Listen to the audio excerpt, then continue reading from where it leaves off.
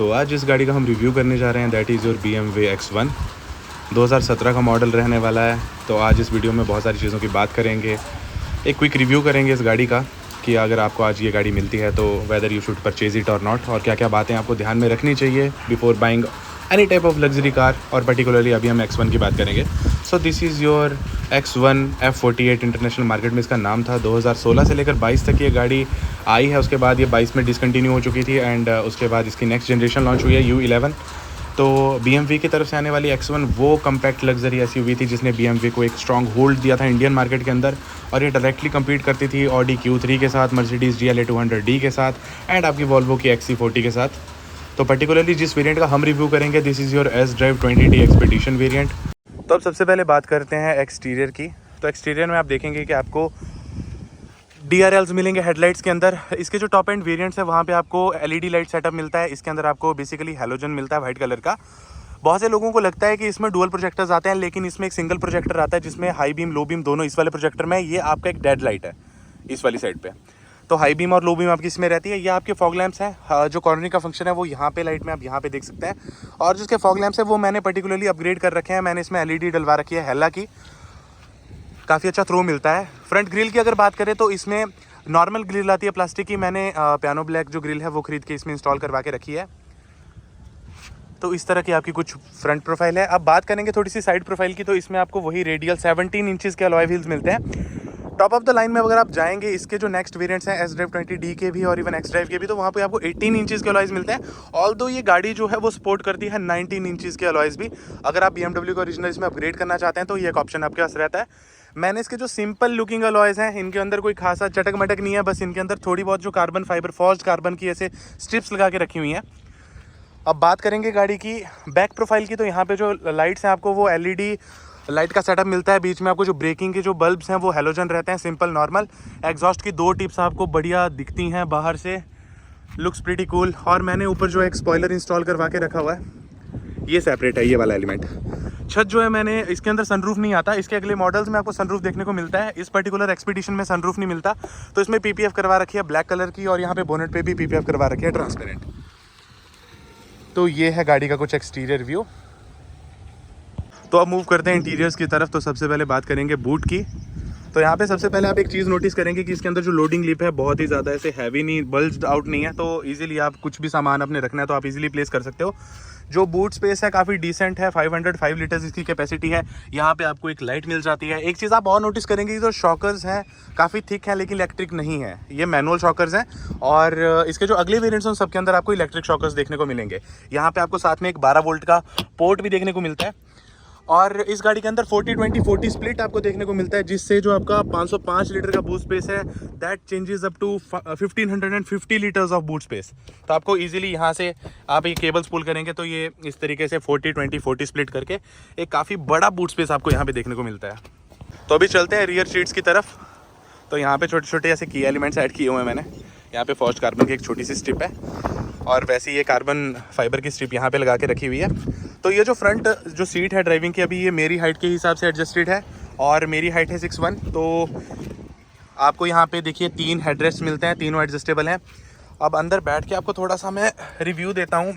अब अपनी शक्ल और हेडरूम आपको नहीं दिखा सकता, लेकिन बहुत अच्छा मेरे पास जो स्पेस है यहाँ पे है। हेडरूम भी बहुत अच्छा है, थाई स्पोर्ट बहुत अच्छा है। लेकिन यहाँ पे अगर मैं चाहूँ कि 3 लोग हम बहुत आराम से बैठेंगे तो 3 लोग यहाँ पे नहीं बैठ सकते, क्योंकि ये जर्मन गाड़ियों का जो हम्प है हमेशा थोड़ी सी प्रॉब्लम क्रिएट करता है। हालांकि अगर कोई बच्चा है वो यहाँ पे बैठ सकता है, तो वैसे 4 लोग कंफर्टेबली कहीं पे भी जा सकते हैं। तो काफ़ी अच्छा स्पोर्ट आपको मिलेगा, काफ़ी फर्म सीट्स हैं लॉन्ग जर्नीज़ के लिए, it won't be a problem. और ये रहा फ्रंट डैशबोर्ड का थोड़ा सा व्यू, लेकिन एक्सपीडिशन में ऐसा फ्रंट डैशबोर्ड का व्यू आपको नहीं देखने को मिलेगा। इसमें काफ़ी एलिमेंट्स जो है चेंज करके रखे हुए हैं, जैसे ये जो स्क्रीन है, ये स्क्रीन आफ्टर मार्केट है, ये मैंने इंस्टॉल करवा के रखी हुई है। ये जो स्टीयरिंग है ये M स्पोर्ट का स्टीयरिंग है, तो थोड़ी सी चेंजेस रहेंगे, इनके बारे में थोड़ी देर में बात करता हूँ आगे जाके। तो ये है हमारा स्पेस। तो अब चलेंगे गाड़ी की ड्राइविंग सीट की तरफ। ये रही गाड़ी की। इस गाड़ी के अंदर आपको इस पर्टिकुलर वेरिएंट में आपको कीलेस एंट्री नहीं मिलती, यहाँ पर आपको मैनुअली लॉक अनलॉक करना पड़ेगी। तो जैसे ही आप सबसे पहले ड्राइवर साइड का डोर ओपन करेंगे तो आप देखेंगे कि यहाँ पे आपको इलेक्ट्रिक सीट एडजस्टिंग का ऑप्शन मिलता है विद मेमोरी सीट फंक्शन। 2 आपको प्रीसेट बटन्स यहाँ पे मिलेंगे। मैंने छोटी छोटी ट्रिम्स जैसे आपको बताया कि वो यहाँ पे कार्बन फाइबर में ये डोर हैंडल्स कवर कर रखे हैं। ये काफ़ी फ़नी पार्ट है, लोग समझते हैं इसे लॉक और अनलॉक होती है, मारुति सुजुकी पुरानी जो आती थी, बट ये सिर्फ देखने के लिए आपकी गाड़ी लॉक्ड है या नहीं है। यहाँ से आपका सेंटर लॉकिंग ऑप्शन है। अब चलते हैं गाड़ी के अंदर और बात करते हैं अंदर जो चेंजेस हैं उनकी। तो गाड़ी के अंदर आपको वैसे ही पुश बटन स्टार्ट मिलता है यहाँ पे, और इसके अंदर वो आपका ऑटो स्टार्ट स्टॉप का फंक्शन भी है अगर आपको फ्यूल इकोनॉमी ज़्यादा अच्छी चाहिए तो। अब बात करते हैं फ्रंट डैशबोर्ड की। तो सबसे पहला जो मेजर चेंज है दैट इज़ योर स्क्रीन। इसके अंदर जो स्क्रीन आती है स्टॉक आपने देखी भी होगी मे बी, इसमें इसके अगले वेरिएंट्स में भी काफ़ी छोटी स्क्रीन आती है। मैंने इसको आफ्टर मार्केट जो है चेंज करवा के रखा हुआ है, तो ये पूरा BMW वाली थीम पे काम कर रही है। प्लग एंड प्ले स्क्रीन है। अगर आपको इसके बारे में भी थोड़ा सा डिटेल्ड रिव्यू चाहिए होगा कि किस कंपनी की है, कैसे इंस्टॉल किया है, तो इसके ऊपर एक अलग वीडियो बना दूंगा। ऑटोमेटिक क्लाइमेट कंट्रोल मिलता है, म्यूजिक के कंट्रोल्स मिलते हैं, यहाँ पे आपको ट्रैक चेंज करने के, FM के और CD प्लेयर के कंट्रोल्स मिलते हैं। जो नेक्स्ट मेजर चेंज मैंने इस गाड़ी में कर रखा है, this is your steering wheel, that is your steering wheel sorry. तो इसके अंदर जो स्टीयरिंग व्हील मैंने डलवा रखा है, M की ब्रांडिंग ऐसे ही, तो M की ब्रांडिंग के साथ ये M स्पोर्ट का स्टीयरिंग व्हील है। इसके अंदर जो ये बटन्स हैं M1 एंड M2 कोई काम नहीं है इनका, लेकिन इस गाड़ी के अंदर जो स्टॉक स्टीयरिंग आता है उसके ऊपर सिर्फ आपको यहाँ पे लिमिटर का फंक्शन देखने को मिलता है, जहाँ से आप स्पीड की लिमिट जो है वो सेट कर सकते हो। बाकी इस तरह आपको सेम ऐसे ही म्यूजिक कंट्रोल्स मिलते हैं, बट उस गाड़ी के अंदर ना पैडल शिफ्टर मिलते हैं ना क्रूज कंट्रोल मिलता है। अब आप में से बहुत लोगों के मन में यह आएगा कि जब हमने स्टीयरिंग को चेंज किया तो क्या ये पैडल शिफ्टर काम करते हैं या क्रूज कंट्रोल काम करता है, तो नहीं, ये काम नहीं करते। ऑल्दो इस गाड़ी में काम कर रहे हैं क्योंकि इसके लिए हमें करना पड़ती है कोडिंग। और अगर आपको इंटरेस्ट है अपनी BMW का, आपने भी अगर स्टीयरिंग अपग्रेड करना है तो आप मुझे कमेंट सेक्शन में बता देना, मैं इसके ऊपर भी एक डिटेल्ड रिव्यू बनाऊंगा कि कैसे कोड करना है, क्या करना होता है, क्या नहीं करना होता, और कैसे आप इनको वर्किंग कर सकते हो। और क्रूज कंट्रोल भी आपका वर्किंग हो जाएगा और आपकी गाड़ी जो एकदम हवा से बातें करेगी। तो अब बात करते हैं इसके ट्रांसमिशन की तरफ चलते हैं। ट्रांसमिशन में आपका गियर लीवर हो गया। इस गाड़ी में शायद इस सेगमेंट में अकेली गाड़ी है जिसके अंदर 8 स्पीड DCT गियर बॉक्स देखने को मिलता है। 8 गियर्स हैं इसमें, और बाकी जो ये DCT जो इसमें 8 गियर्स वाला है, ये एसियन कंपनी का है, टोयोटा की तरफ से, मतलब टोयोटा एंड एसियन दोनों की पार्टनरशिप में जो एसियन का गियर बॉक्स है वो है। बहुत ही स्मूथ गियर शिफ्ट्स हैं, बहुत ही सही, मतलब इस सेगमेंट में इतनी पावर को मतलब डिवाइड करने के लिए, क्योंकि ऑडी वगैरह में आपको पता है DSG 7 स्पीड मिलता है, यहाँ पे 8 गियर्स का मिलता है। इसकी वजह से इसकी जो एवरेज है वो काफ़ी सही रहती है। तो ये आपका गियर बॉक्स, यहाँ से आपका आई ड्राइव काम करता है, ये आपके आई ड्राइव के कंट्रोल्स हैं। यहाँ पे इलेक्ट्रॉनिक पार्किंग ब्रेक है, यहाँ पे आपका इको प्रो कंफर्ट और स्पोर्ट मोड है। ट्रैक्शन कंट्रोल का, यहाँ पे ट्रैक्शन कंट्रोल का स्विच आपको मिल जाता है। और जो ये जितना भी आप डैशबोर्ड देख रहे हैं ये सारा सॉफ्ट टच में है, ये सारा सॉफ्ट टच है, काफ़ी प्रीमियम लगता है। ये piano black front AC panel है, और दरवाजे भी वैसे हैं। यहाँ पे ब्लैक एंड बीज इंटीरियर हमें मिलता है, अपर वेरिएंट्स में हमें ब्लैक एंड ब्राउन के ऑप्शन भी हैं। ये सारा फैब्रिक है, ये प्रॉपर लेदर नहीं है, तो ये भी थोड़ा कंफ्यूजन रहता है। बाकी इसमें 4 स्पीकर्स और 2 ट्विटर्स का ऑप्शन आता है, और मुझे पता नहीं किस कंपनी के हैं, और मैंने इसमें सोनी का बेस ऐसे डलवा के रखा है, मतलब बूम बाम करने के लिए, तो वो भी हमने फिटिंग इस स्क्रीन के साथ करवा रखी है। बाकी इसमें रिवर्स कैमरा भी नहीं आता, लेकिन अभी मैंने इसमें जो रिवर्स कैमरा है वो डलवा के रखा है, तो वो भी काम कर रहा है। और इसके ऊपर भी अगर आपको रिव्यू चाहिए होगा, एक पर्टिकुलर डिटेल्ड व्यू, तो मैं वो भी कर दूंगा। ये आपके लाइट कंट्रोल करने के स्विच हैं, ये आपके ऑटोमेटिक वाइपर के स्विच हैं यहाँ पे, और ये आपके टर्न इंडिकेटर्स एंड यहाँ से आप इस वाले बटन से आप यहाँ पे ट्रिप वगैरह सेट कर सकते हो। और ये जो इसका इंटीरियर रियर व्यू मिरर है, this is your auto dimming one, and this is outside rear view mirror. Driver side का this is also auto dimming one, so ये भी काफी कूल फीचर है इसका। बात करें थोड़े से स्टोरेज स्पेस की, तो स्टोरेज स्पेस में आपको यहाँ पे प्लेंटी ऑफ स्टोरेज स्पेस मिलेगा। यहाँ पे 2 कप होल्डर्स के लिए मिलेगा, ऑल्दो मैंने तो यहाँ पे चार्जर लगा रखा है। यहाँ पे 12 वोल्ट का आपका एक सॉकेट है। यहाँ पे आर्मरेस्ट के नीचे यहाँ पे आपको स्टोरेज ऑप्शन मिलेगा, ऑक्स का ऑप्शन है, USB का ऑप्शन है, 12 वोल्ट की एक सॉकेट है। यहाँ पे आपकी इलेक्ट्रॉनिक पार्किंग ब्रेक, और यहाँ पे आपका जो डैशबोर्ड है यहाँ पे भी काफ़ी ज़्यादा स्पेशियस है ये, ऑल्दो ये कूल्ड वाला ग्लव बॉक्स नहीं है। और ये जो आर्म रेस्ट है ये टूटा हुआ है, that's what's she said, but let's keep this for now. और ये रहा आपका फ्रंट डैशबोर्ड का लुक। तो अगर आपको यहाँ पे कुछ भी कंफ्यूजन हो, कुछ भी आपको पूछना हो, आप ये गाड़ी लेना चाहते हो, तो आप मतलब कमेंट सेक्शन में बोल देना, एंड मैं आपके लिए बेस्ट रिप्लाईज, बेस्ट आपको आंसर्स दूंगा। अगर इंस्ट्रूमेंट क्लस्टर की हम बात करें तो वही पुराना सुइयों वाला ज़माना, और इसके अंदर कोई छोटी सी एक स्क्रीन मिलती है जिसके ऊपर वार्निंग्स वगैरह आती रहती हैं आपकी थोड़ी थोड़ी, और बाकी वही एनालॉग मीटर। मतलब इसकी क्या ही तारीफ़ करूं, मतलब मुझे पर्सनली वो बहुत ज़्यादा आजकल बहुत एनिमेशन के साथ सब कुछ सुइयाँ से ऊपर नीचे, इसके अंदर सब कुछ मैनुअल दिखता है, अच्छा लगता है देखने में। Analog is analog is analog. So अब इंजन की तरफ चलेंगे, तो इंजन की बात करेंगे।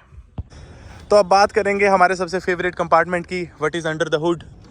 तो सबसे पहले अगर हम हुड की बात करें तो प्रॉपर्ली इंसुलेटेड आपको हुड मिलता है, प्रॉपर्ली हाइड्रोलिक चैनल्स आपको मिलते हैं, तो आपको ऐसे मैनुअली उठाने की ज़रूरत नहीं है। और यहाँ पे आप अगर देखेंगे तो everything is so well packed, German engineering है। और अब बात करते हैं इस इंजन के बारे में। This is your twin power turbo diesel engine, because you know diesel and ये इंजन आपको देता है 188 bhp की पावर और साथ में 400 newton metres of massive torque.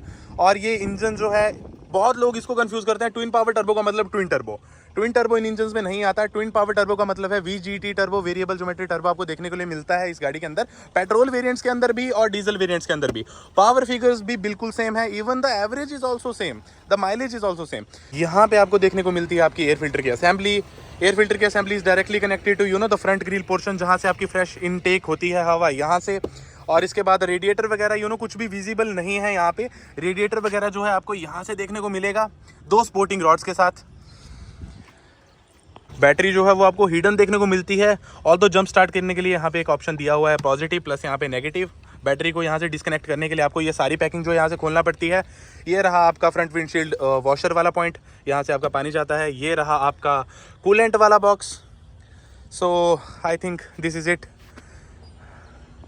So now we will talk about the driving experience of this car. तो अगर पर्टिकुलरली सबसे पहले स्टीयरिंग फीडबैक की बात करूँ तो स्टीयरिंग जो है इसका काफ़ी आपको देखने को मिलेगा स्टीफर साइड पे, क्योंकि जर्मन गाड़ी है तो हैवी गाड़ी है, थोड़ा स्टीफर साइड पे। और अगर आप यहाँ से मोड चेंज करते हो eco pro to comfort to sport, तो वैसे ही आपका स्टीयरिंग का फीडबैक भी चेंज होता है साथ में। बात करूँ सस्पेंशन की, तो सस्पेंशन वो भी थोड़ा स्टीफर साइड पे है, क्योंकि मतलब कर्व्स के ऊपर, कॉर्नर्स के ऊपर जो ये गाड़ी मुड़ती है बहुत ही लाजवाब, मजा आता है। So be gentle on my curves. तो आपको जैसे कि आपको पता है इसमें आपको 3 मोड्स चलाने के मिलते हैं, eco pro, comfort and sports. उस हिसाब से ये माइलेज भी देती है। तो आप मतलब चलाते हो इसको you can shift from eco pro to comfort and then you can shift to sport. And sports के अंदर थोड़ा नाउ दिस वाज व्हाट मैं बात कर रहा था कि जब लॉन्च करती है ना मज़ा आता है। 0 to 100 तो नहीं किया, ऑल तो थोड़ी सी शाम भी हो गई है, बारिश है, रोड गीले हैं, 100 करने में कुछ नहीं है, बट किया भी हुआ है हमने 0 to 100। We will upload a quick shot of that. And 0 to 60 आपने देखा ही, ऐसे कि एकदम से लॉन्च करो तो एकदम से बोलती है, एकदम से जाती है। There is no turbo lag और एनीथिंग लाइक दैट। तो वीडियो के शुरू में हमने बात की थी, हम इस गाड़ी के प्रोज एंड कॉन्स के बारे में भी बात करेंगे, प्लस साथ में वो चीज़ें जो आपको दिमाग में रखनी है अगर आपको ये यूज्ड गाड़ी कहीं पे मिल रही है, आपको ये परचेज़ करनी है। तो सबसे पहले अगर बात करें इस पर्टिकुलरली इंजन की, तो ये जो इंजन है this is your B45 engine and this is so good. But इसमें क्या दिक्कत रहती है कि जब भी आप सेकंड हैंड गाड़ी परचेज करोगे तो आपको सबसे पहले किसी मैकेनिक के पास जाकर इसकी लीकेजेस चेक करवानी है, क्योंकि जर्मन गाड़ियों में आप इसको ले लो, ऑडी को ले लो, मर्सिडीज़ को ले लो, सबसे पहला जो बेसिक इशू है that is leaking of main seal. Engine की जो मेन सील है वही लीक हो जाती है, तो वो आपको एक काम करवाना पड़ेगा। और उस काम को करवाने के लिए you have to get the engine, whole engine out of the body. और इसके साथ साथ में आपको एक टाइमिंग जो चेन होती है, आपको पता नहीं, कई बार आपके पास सर्विस रिकॉर्ड होता है, कई बार आपके पास रिकॉर्ड नहीं होता। जो इसकी टाइमिंग चेन है पर्टिकुलरली X1 की, वो बहुत ही ज़्यादा पतली है। तो उसको अगर टाइमली आप रिप्लेस नहीं करवाओगे तो वो टूट जाती है, इंजन सीज हो जाता है, तो लाखों का खर्चा है। और ऐसे अगर आप देखोगे तो timing chain I think Dayco company की इसमें आती है, 25,000 रुपये की आपको पड़ती है। तो एक आप वो चेंज करवा सकते हो। उसकी अगर आपको उसको अगर चेक करवाना हो तो यहाँ से आप इस ढक्कन को खोल के मैकेनिक को यहाँ से ही आप उस टाइमिंग चेन को चेक कर सकते हो कि उसके अंदर कितनी वो लूज है, कितनी वो टाइट है। अगर वो ठीक है देन इट्स गुड, अगर वो नहीं है तो ये मैंने आपको प्रॉब्लम बता दी जो इस इंजन के साथ है। तो बस यही कुछ चीज़ें हैं जो आपको ध्यान में रखनी है। ऑल्दो मैंने इसको B45 बोल दिया but it is your B47 engine. इसकी जो पुरानी जनरेशन थी उसमें N47 इंजन आता था, दोनों लगभग सेम है। तो ये थोड़ी सी चीज़ें रहती है जो आपको चेक करनी है। यहाँ से आपकी जो आप ऑयल स्टिक है, यहाँ से आप चेक कर सकते हो ऑयल लेवल, प्लस साथ में कोई गाड़ी ब्लो तो नहीं मार रही है, क्योंकि जर्मन गाड़ियों में क्या होता है कि वैसे तो गाड़ियाँ पर्टिकुलरली थोड़ा जो ब्लो है यहाँ से थोड़ा आपको दिखेगा, स्टीम आता हुआ, लेकिन तेल के छींटे नहीं आने चाहिए बाहर हायर RPMs के ऊपर भी। तो ये एक छोटी सी चीज़ है, आप चेक कर सकते हो। और इसी के साथ अगर हम इंजन की बात करें प्रोज एंड कॉन्स में, तो थोड़ी सी सस्पेंशन को लेकर भी बात कर लेते हैं। तो जो सस्पेंशन है इसका पर्टिकुलरली ये हो चाहे कोई भी जर्मन गाड़ी हो, थोड़ा सा स्टीफर साइड रहता है, थोड़ा सा हार्ड रहता है सस्पेंशन। तो एक तो उसको चेक करवा लो टाइम से, क्योंकि जो सस्पेंशन है उसके अंदर आपका थोड़ा सा खर्चा ज़्यादा हो सकता है, क्योंकि इस गाड़ी में सबसे ज़्यादा जो प्रॉब्लम है वो स्टीयरिंग रैक की प्रॉब्लम है, क्योंकि इसके अंदर ड्राई स्टीयरिंग रैक आता है। अगर थोड़ा सा पॉट होल्स या रफ रोड्स में ज़्यादा चलती है गाड़ी, अगर आपके स्टीयरिंग रैक में प्ले आ गई तो steering rack I think 1 lakh plus ही इसका स्टीयरिंग रैक है, रिपेयर करा के चलेगा नहीं। तो ये छोटे छोटे की पॉइंट्स है जो आपको थोड़ा सा ध्यान रखने चाहिए। बाकी आपको पता ही है कि बॉडी फ्रेमिंग कैसे चेक करते हैं, बॉडी की फ्रेम कैसी है, कोई गाड़ी के पार्ट्स पेंट तो नहीं हुए हैं। ऑल्दो माइनर अगर एक्सटीरियर डैमेजेस हो गाड़ी में तब भी आप उसको लेने का सोच सकते हैं, क्योंकि अगर कोई मेजर एक्सीडेंट नहीं हुआ है। लोग पता नहीं क्यों इतना सीरियस लेते हैं कि ये बम्पर रीपेंट है, मुझे गाड़ी नहीं चाहिए, बोनेट रीपेंट है। गाड़ी लग जाती है, that is not the issue, but गाड़ी का इंजन एंड सस्पेंशन वो सब कुछ अच्छे से काम करना चाहिए। गाड़ी के अंदर रस्ट नहीं होनी चाहिए। ये कुछ पॉइंट्स हैं जो आपको चेक करने चाहिए बस गाड़ी लेने से पहले, और कोई भी अच्छा मैकेनिक आपके लिए इतना अगर काम कर देगा। It's all about trust. So या यही प्रोज एंड कॉन्स हैं। बाकी मुझे नहीं लगता कि मतलब अगर आपका डिसीजन है 2025 में भी इस गाड़ी को परचेज करने का, तो you can go for it. It's still a beast, क्योंकि BS4 इंजन होने के बावजूद इसमें DPF आता है। हमें तब पता चला था जब हमने इसको खोला था। So it comes with a DPF।